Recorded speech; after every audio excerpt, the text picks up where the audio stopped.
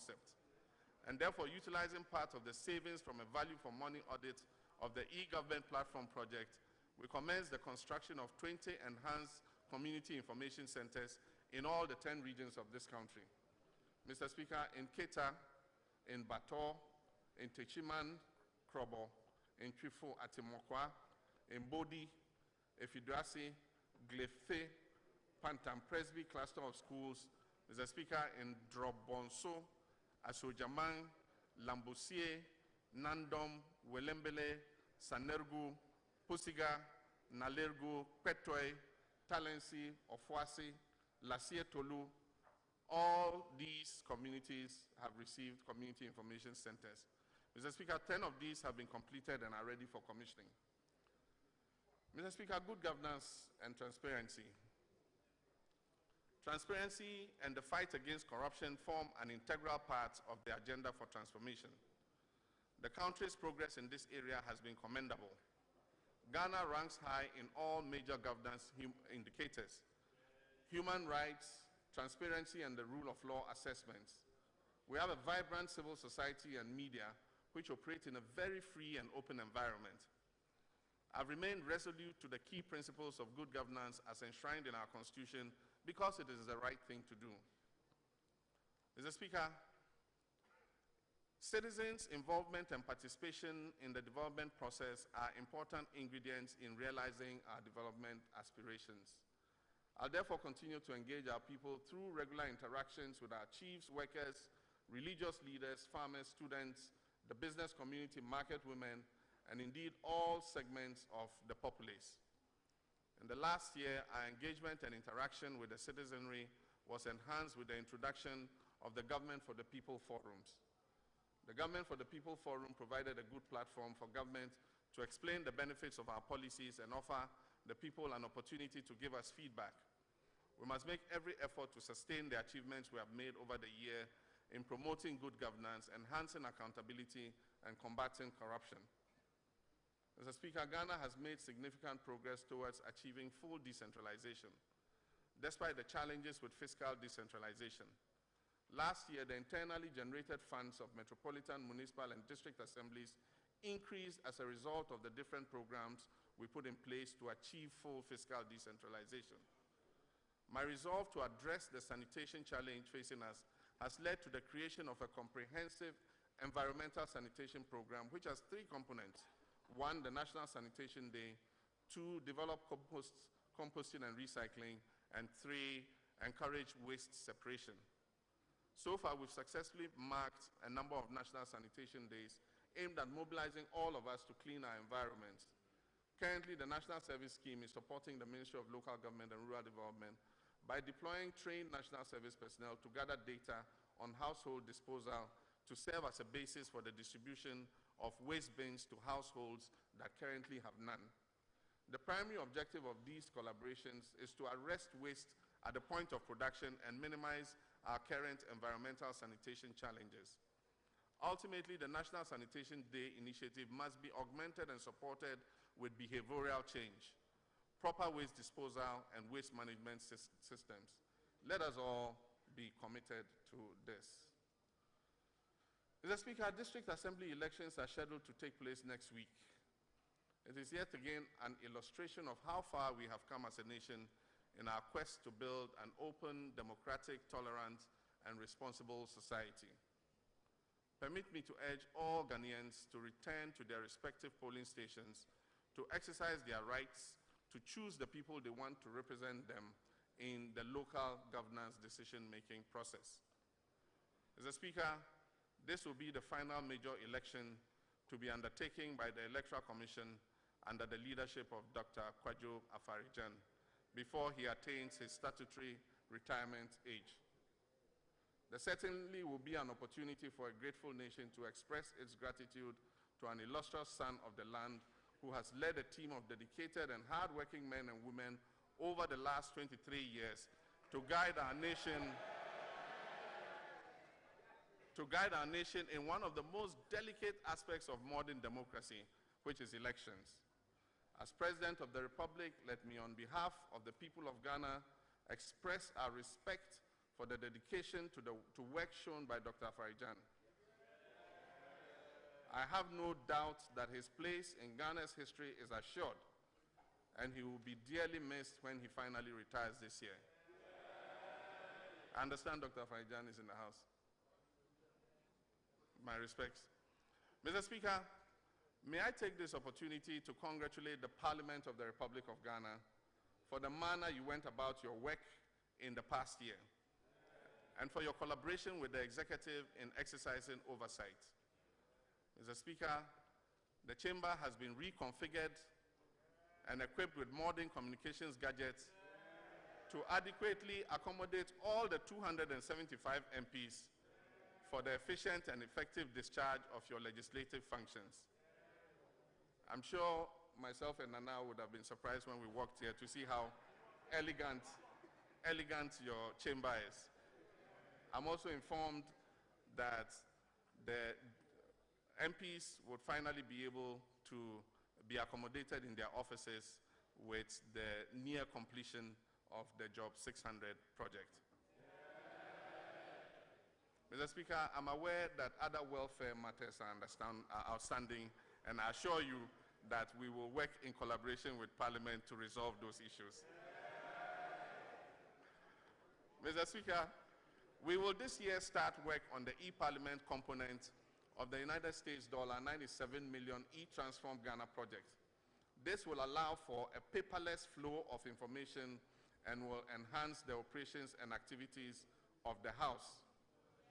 I'm particularly excited about the prospects of an improved citizen participation in governance under the e-Parliament project.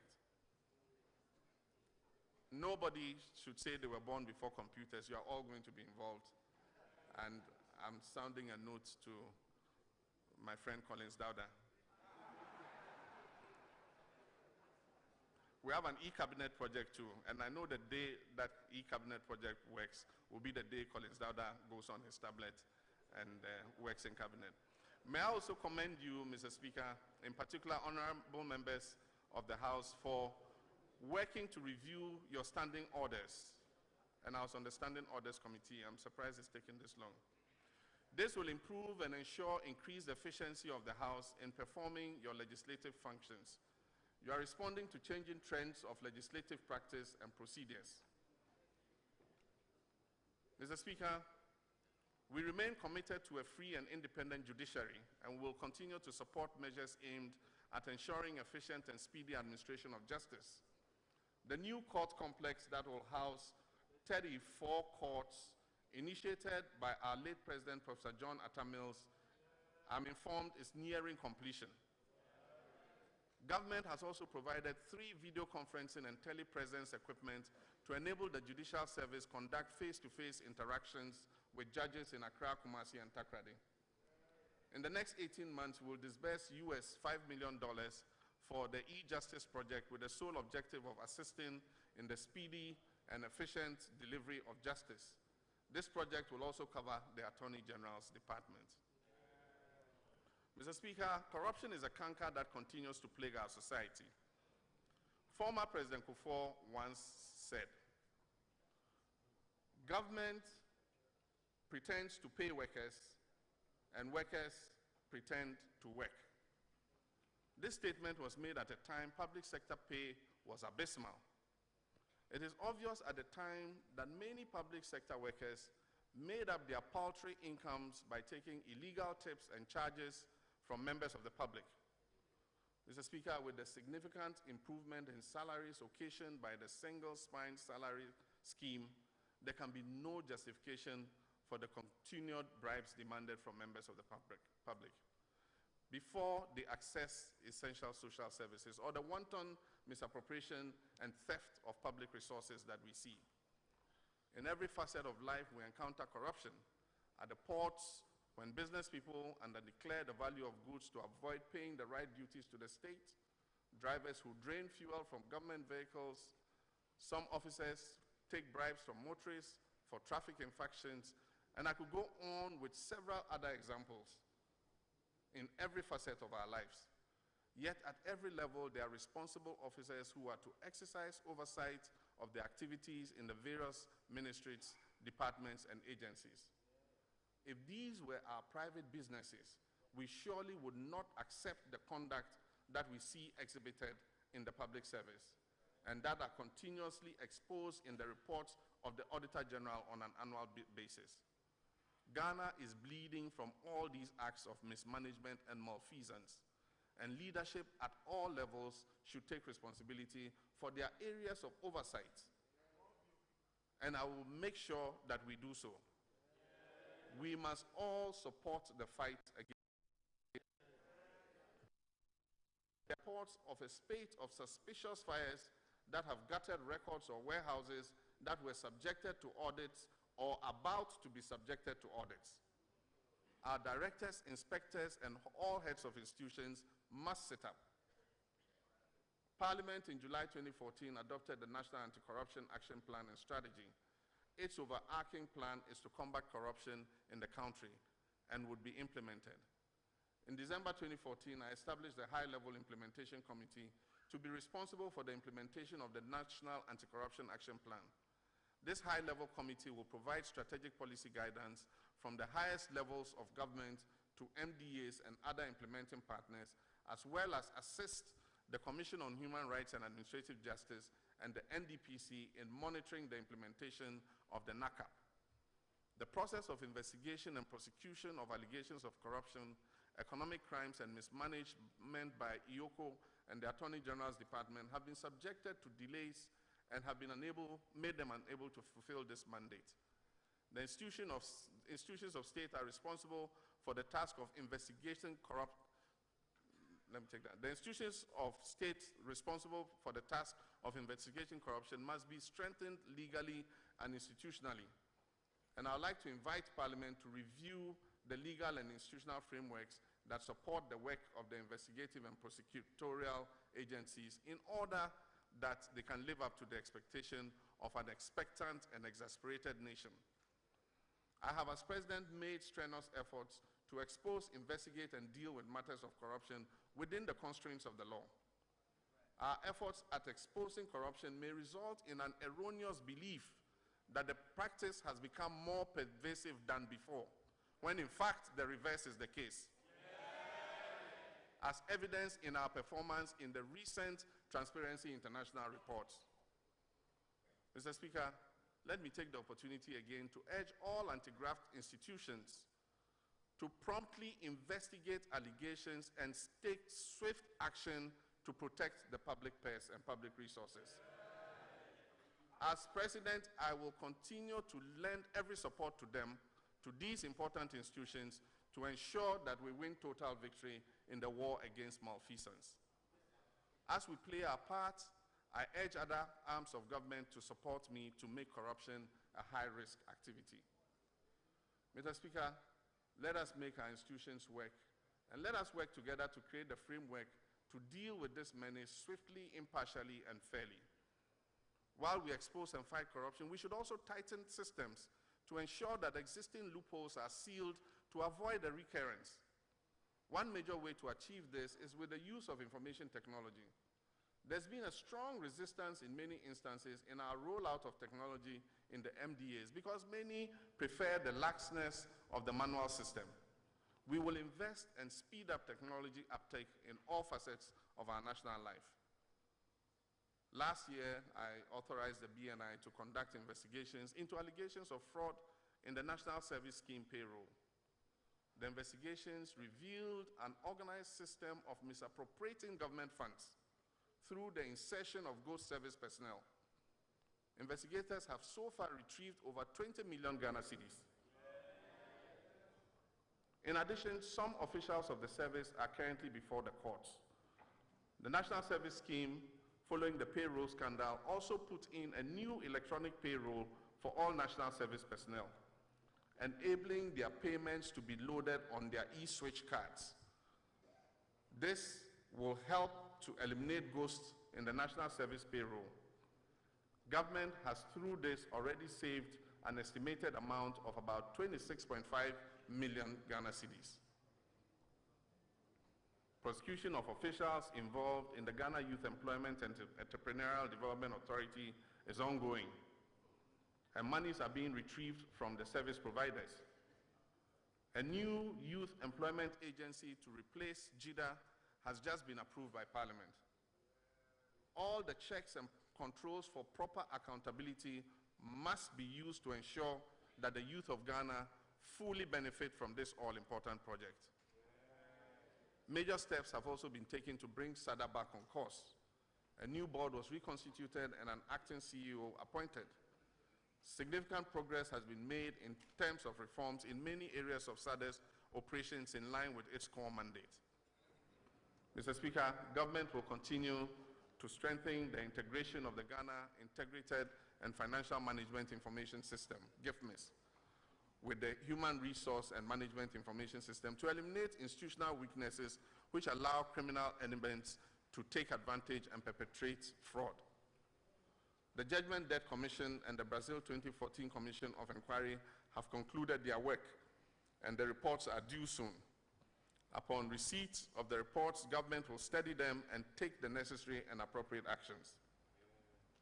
A number of bills laid before this House in 2014, the Conduct of Public Officers Bill, the Whistleblowers Amendment Bill, and the Right to Information Bill, when enacted into law, will significantly deal with the identified gaps in our fight against corruption. And I look forward to these bills being passed into law by this August House as soon as possible. The Minister for Justice and Attorney General will also ensure that the Witness Protection Bill and the Criminal Offences Amendment Bill are laid before this House. These bills, I believe, would adequately deal with illicit enrichment and trading in influence that were also identified as lacking in our criminal legislation. Mr. Speaker, as chair of the authority of ECOWAS heads of state and government, I have worked to give meaning to the implementation of our foreign policy of seeking to create a more integrated West Africa, where our economic development is enhanced by promoting our economic integration. During the last year, we finalized the Common External Tariff for an important customs union, which will be implemented in our member states in the course of this year. Mr. Speaker, we stood in solidarity with our brothers and sisters in Sierra Leone, Guinea, and Liberia, and provided the Coordination Center for the United Nations Mission on Ebola Emergency Response, UNMIR. We continue to provide peacekeeping support and are working with ECOWAS to consolidate peace and democracy in Mali. We've also sent a battalion of officers to South Sudan to help return Africa's youngest nation to peace and allow for the re-establishment of an effective government. Mr. Speaker, Ghana will also continue to work with the multilateral international agencies to join other nations of the world in fashioning out a successor to the Millennium Development Goals. We'll also work with ECOWAS and our neighbor Burkina Faso to facilitate a peaceful transition to culminate in free and fair elections later this year. Mr. Speaker, we shall work together with our partners in the region to ensure safety and security. In doing so, we acknowledge, Mr. Speaker, that our neighbors Togo, Burkina Faso, Nigeria, Cote d'Ivoire, and Guinea are preparing for what is expected to be critical elections. I urge the governments and people of all these countries to take all the necessary measures to reach understanding between all the political interest groups on important issues relating to the preparation, organization, and conduct of these elections. Mr. Speaker, Ghana stands in solidarity with Nigeria and the Lake Chad Basin countries in their fight against the Boko Haram terrorist group. The initial delays in the response to the Ebola virus outbreak in West Africa exposed some deep-seated weaknesses in our international crisis management response. There were needless mortalities and morbidities as a result of this slow response.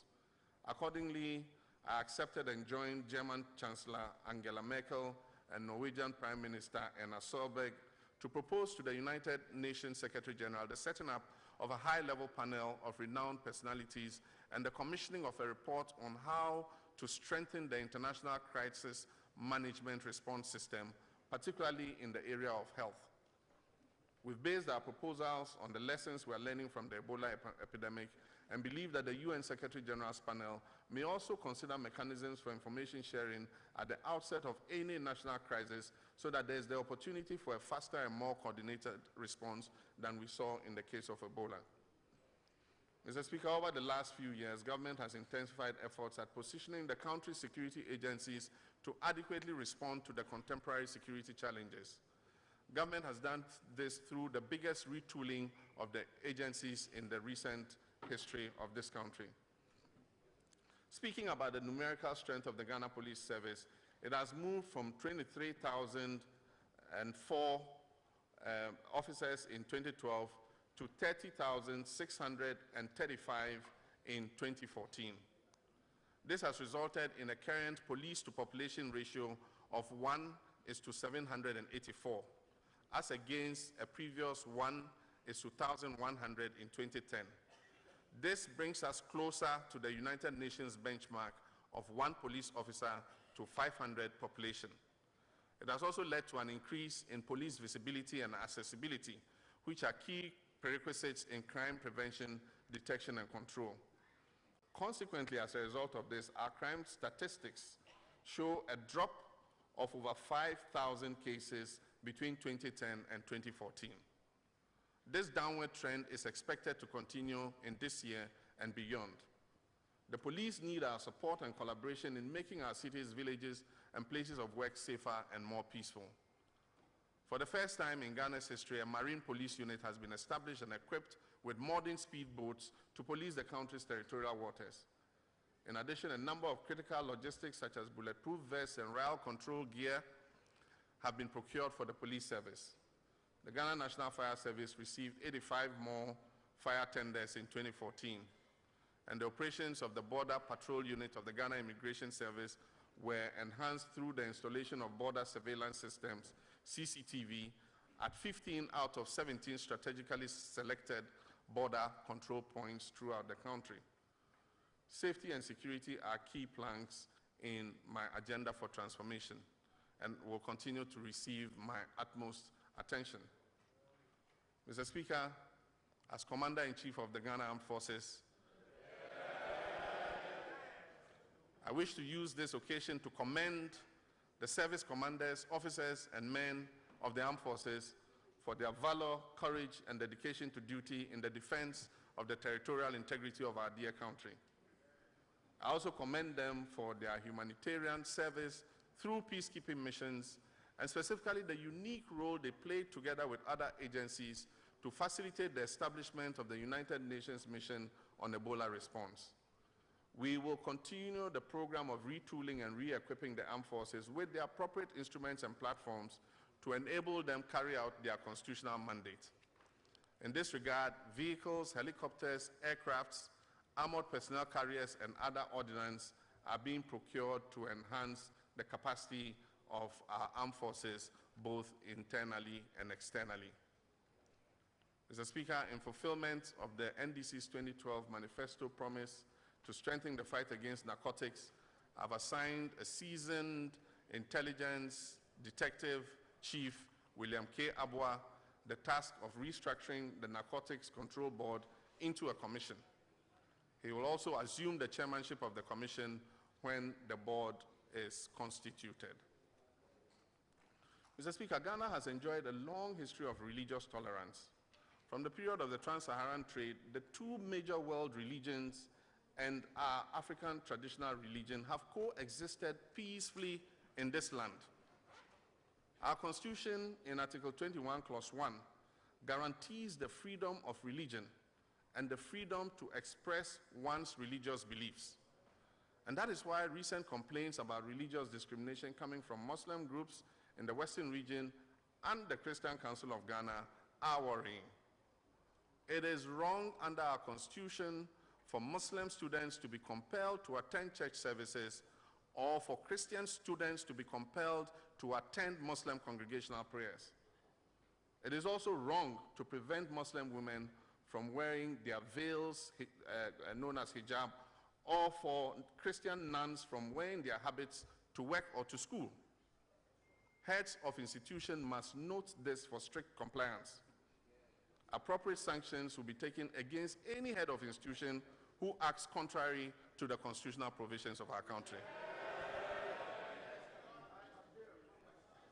Mr. Speaker, to enhance rapprochement and political harmony, I will continue to dialogue and build bridges with the leadership and membership of other political parties in Ghana. Mr. Speaker, I've received a petition from the Council of Elders of the CPP asking for a return of properties seized from the party after the 1966 coup. I've referred the petition to the Attorney General for consideration and advice. Mr. Speaker, 8 days from now, we'll be marking our 58th anniversary as a free and independent country. And even as we celebrate this occasion and reflect on the struggles waged by our illustrious forebears to wean us off colonial domination and subjugation, there is now more than ever before the need for an honest assessment of our own contributions towards the sustenance and development of our dear nation, Ghana. Recently, we've been offered a stern test of our resolve and commitment to the cause of our nation. Our response to this test is mirrored by the story of our aptly named national football team, the Black Stars, in the last year's competition. The Black Stars of Ghana, after several failed attempts at qualifying for the World Cup, finally managed to do so in 2006. And they put up a creditable performance to the admiration of Ghanaians and the world at large. Mr. Speaker, this brought immeasurable joy to an adoring nation. Mr. Speaker, 4 years later, at the same tournament in South Africa, the Black Stars turned on the style again and only missed out on a historic semi-final berth through the cruelest of circumstances, the hand of Suarez. Mr. Speaker, this second performance on the world stage cemented our reputation as one of the most potent forces, not only in African football, but also on the world stage. It instilled in us a deep sense of national pride, and we doted on the team. Mr. Speaker, based on this impressive record, expectations were high that a third straight appearance at the World Cup in Brazil will bring even greater laurels to this nation, especially at a time when our team had some of the most established players in the game. Mr. Speaker, unfortunately, through a chain of events which we are all very familiar with, the Black Stars crashed out of that tournament in the most unexpected manner. The deep hurt and disappointment that greeted their unceremonious exit from the competition was to usher in a most regrettable phase in the relationship between the team and its once adoring fans, Ghanaians. Suddenly, the high spirit that greeted every appearance of the Black Stars in a match was replaced with extreme skepticism and doubt. Our hope turned into despair, and the vociferous support was supplanted by open hostility towards the Black Stars. Indeed, they were hooted at some of the matches that they went to play. Mr. Speaker, the Black Stars cut the image of fallen and abandoned orphans. Orphans abandoned by all and left to their fate. For the first time in many years of the Black Stars' history, their participation in an international competition like the just ended African Cup of Nations was met with disinterest and a near total absence of support. There were widespread predictions of an early exit for the team from the tournament on account of the very tough opponents that they had been drawn to play with. The loss of their first match further strengthened this notion among a large section of our population. Mr. Speaker, the Black Stars in their next match were, however, to demonstrate in dramatic fashion the fabled resilience of the Ghanaian. With virtually the last kick of the game, our national team, led by Captain Asamoah Gyan, snatched survival in the tournament from the jaws of elimination.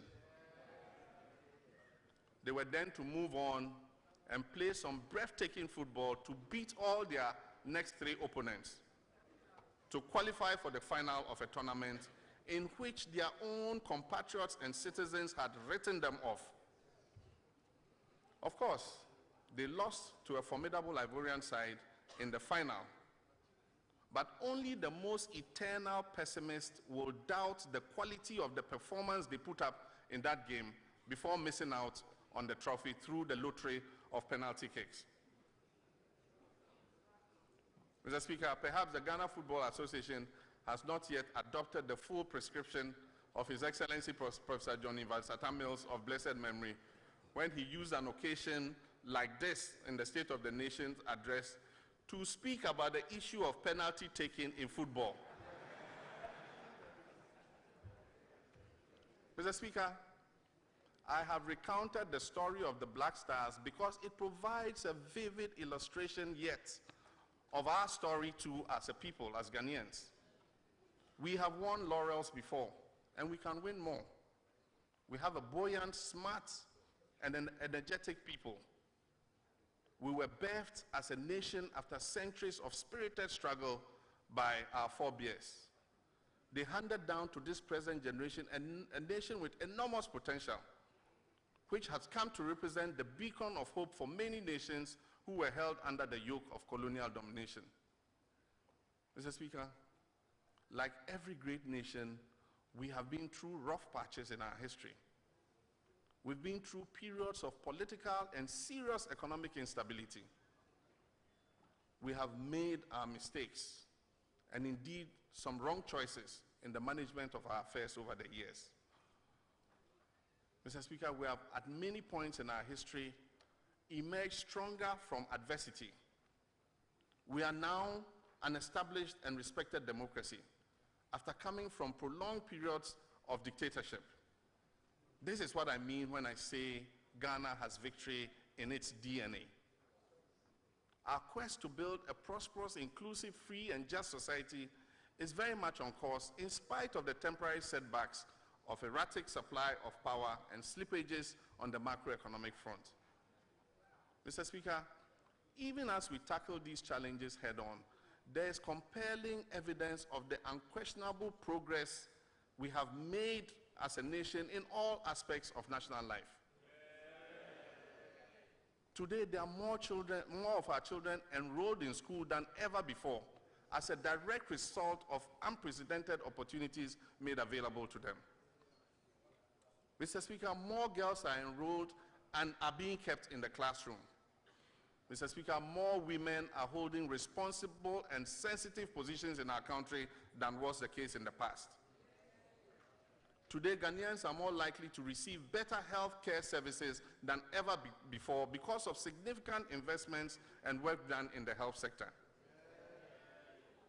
Mr. Speaker, today we have succeeded in moving more of our citizens out of poverty, and we have reduced hunger and malnutrition.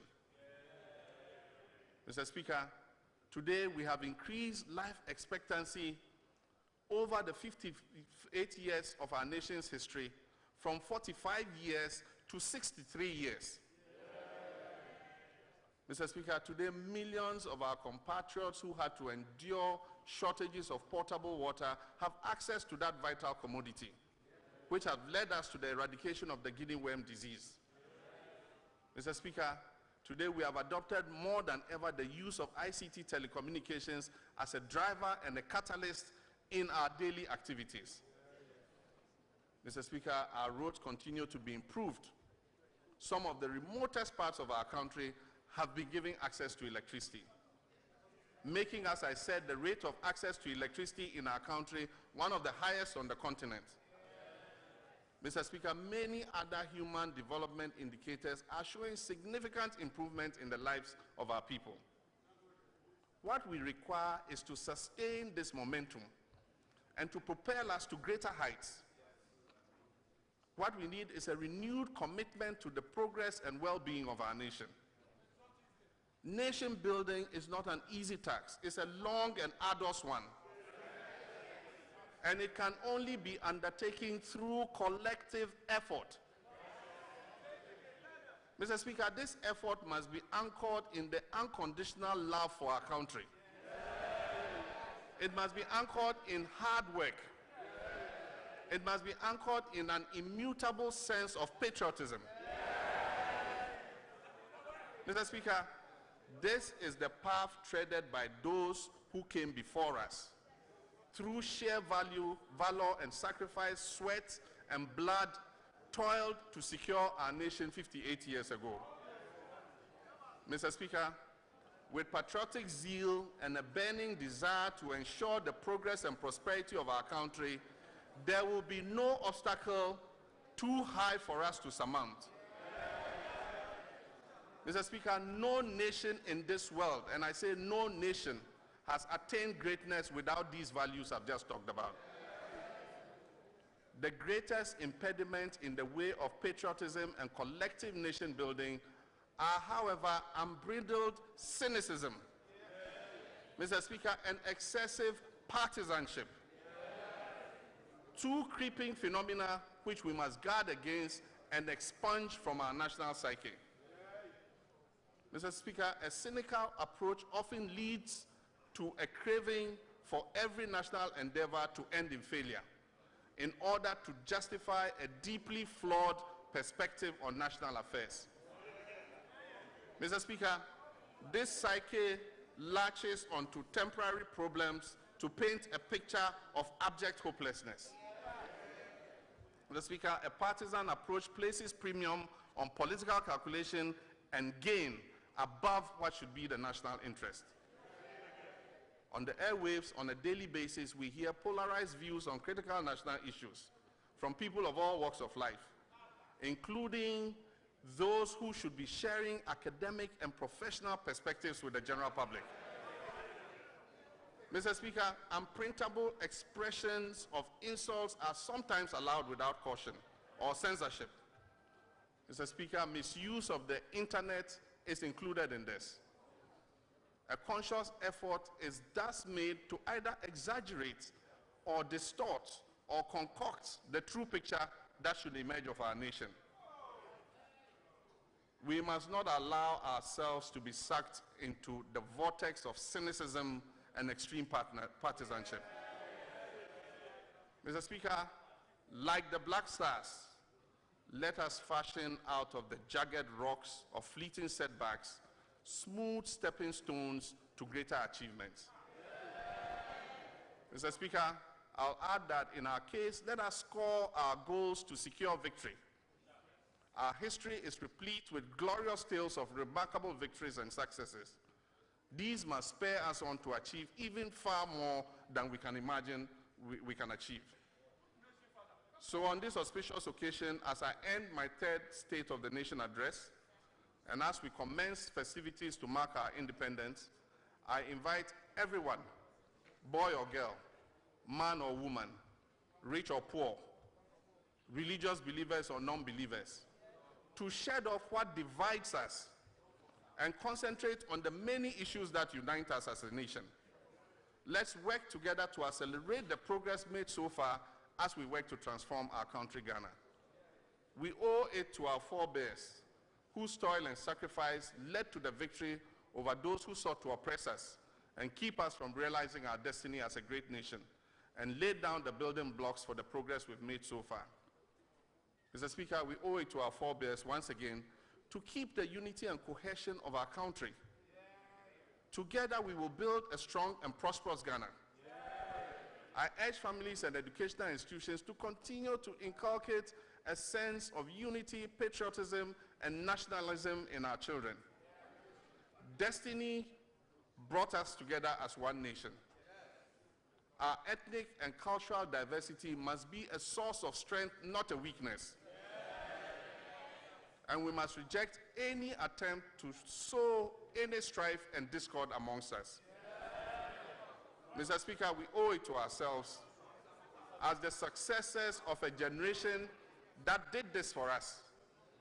And perhaps even more importantly, we owe it to our children and our children's children, who deserve to live in a fully developed, prosperous, free, and just society.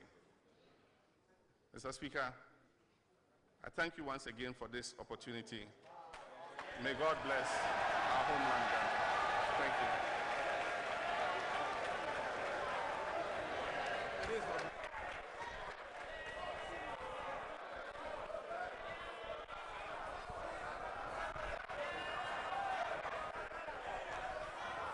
Congratulations. You ended on a good note. You are giving hope to the nation.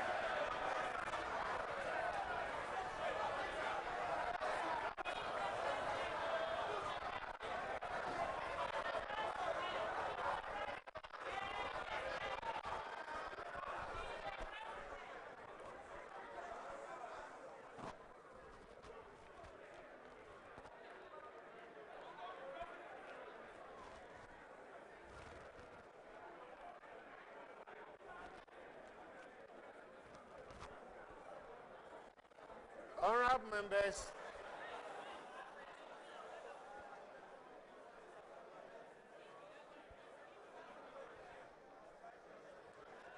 members, in accordance with Standing Order 58,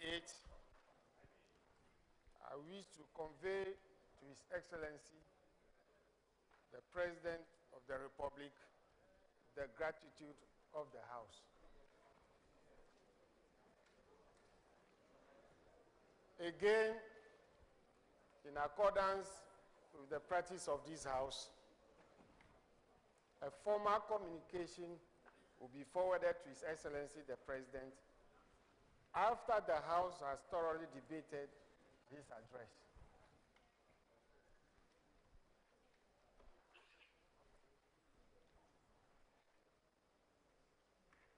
Honorable Majority Leader, any indication regarding the adjournment of the House?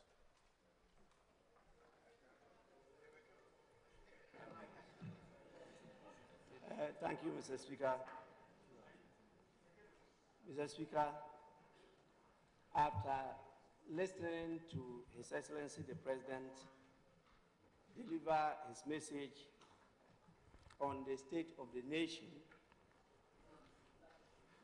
I think it is fit and proper to adjourn the House. I therefore beg to move that this House do adjourn to tomorrow at 10 in the forenoon, when we shall reconvene to continue with the business of the House. I so move.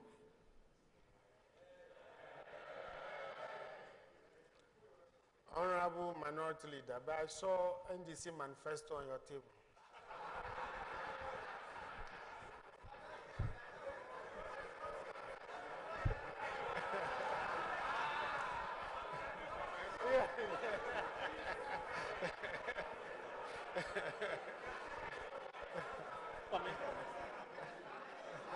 Thank you very much, Mr. Speaker,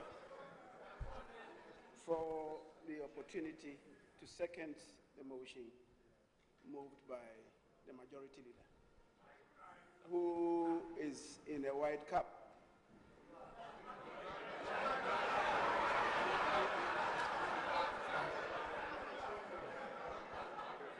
Mr. Speaker, I'm in black, and majority of my compatriots are in black. The symbolism of it, Mr. Speaker, His Excellency, is that a nation is in distress. This is doom, and there's just one saw on the head of the Majority Leader. Mr. Speaker,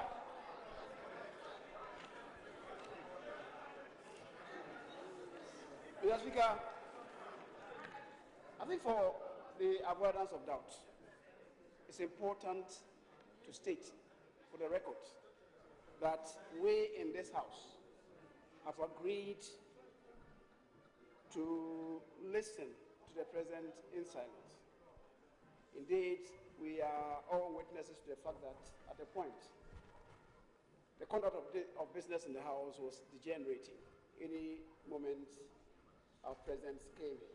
So this is a self-imposition to protect the dignity of the House and, of course, the presidency. Mr. Speaker, let nobody tomorrow come to say that the president so much mesmerized the House that we couldn't do anything but listen to him in silence. Mr. Speaker, the president has indicated to us that, and he quoted Nelson Mandela, that the resilience of a person lies in his rising up every time he falls. That statement is most apt. It's most apt. Except, Mr. Speaker, that some falls are avoidable. Some falls are avoidable. Mr. Speaker, the president told us that we have been here before in a statement. Last year, he said the same thing, that we have been here before as a nation. We wanted to hear from the president that we were there before, that we will put these things behind us. The content of the message. Yes, another Wednesday one. Yes, another Wednesday. The content of the message we will certainly deal with. Mr. Speaker, we have a catalog of wishes from the president. But we all know that we have to expect a revised, in fact, a reviewed budget. For the first time in the history of this Fourth Republic, the nation is awaiting a reviewed budget. That should tell us where we are. We will deal with it. Mr. Speaker, on Wednesday next week, the true state of the nation will be unveiled, and we know where we are as a nation. On that note, Mr. Speaker, I beg to second the motion. No, thank you.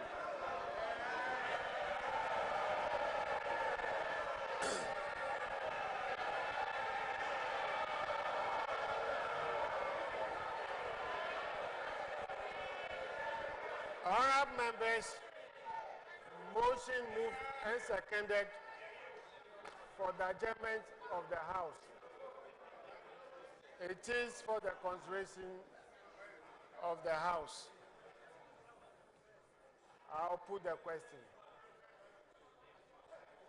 As many as are in favor of the motion say aye. Those against say no.